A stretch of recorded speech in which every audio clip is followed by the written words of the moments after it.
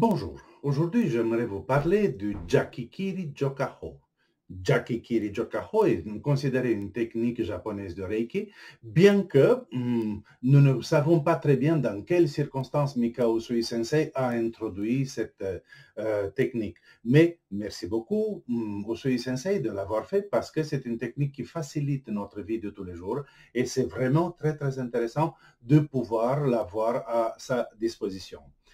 Il s'agit du fait que les objets qui nous entourent dans le quotidien, en fonction de la matière dont ils sont fabriqués, ils se chargent plus ou moins facilement et gardent cette charge plus ou moins longtemps de l'énergie ambiante ou de l'énergie de la personne qui a utilisé l'objet. Parfois, cette énergie-là, avec laquelle un objet peut être chargé, peut être compatible avec la nôtre et ça nous fait plaisir, mais d'autres fois, elle est moins compatible, voire pas du tout compatible avec notre énergie. Je vous prie de noter que je ne parle pas ici d'énergie négative, mais tout simplement d'énergie non compatible.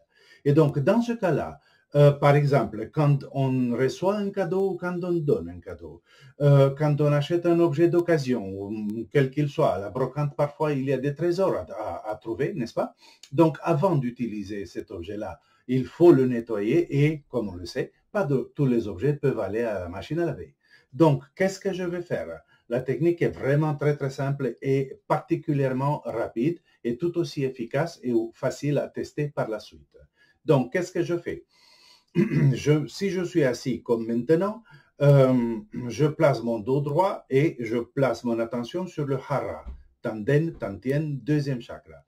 Si je suis debout, je prends la position Tai Chi, Qigong, qui me permet d'avoir une position très très stable et toujours avec l'attention focalisée sur le hara, Tanden, Tantien, deuxième chakra.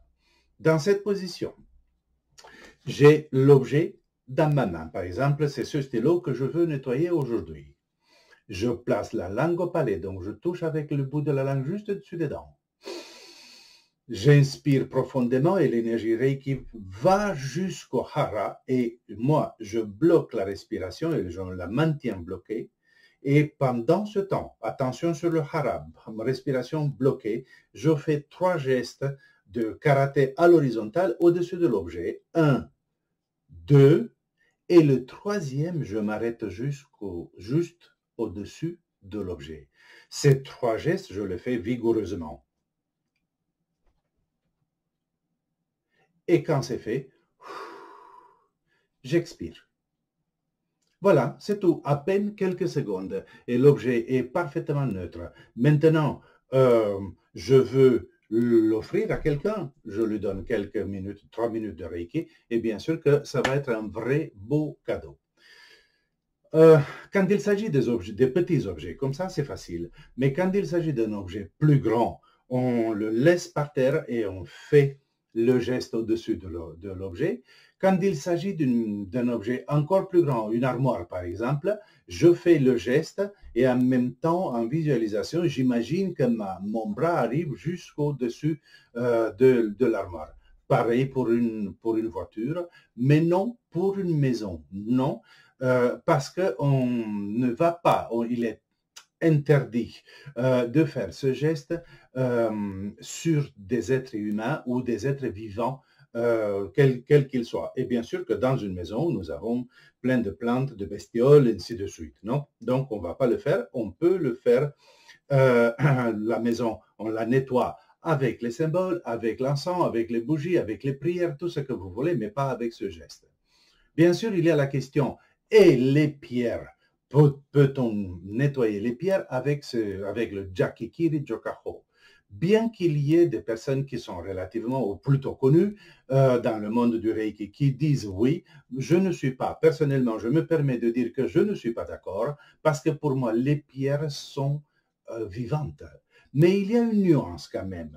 Et je considère comme ça que si j'ai un objet qui contient une pierre et cet objet-là a un but purement décoratif, esthétique, comme par exemple une améthyste montée dans une bague en or qui est transmise de génération en génération, et dans ce cas-là, moi je me permets de faire sur cette bague, je me permets de faire le Jakikiri Jokaho. Mais si j'ai une améthyste à part qui n'est pas montée, dont le but n'est pas esthétique, mais c'est parce que ça me plaît, par exemple, en collier ou en bracelet, ça me plaît.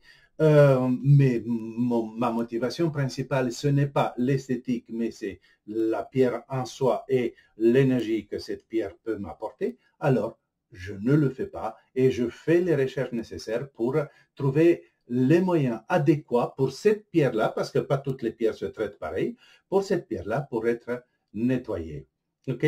Si vous voulez, je reprends Jackie Kiri Jokaho, encore une fois, en vitesse normale.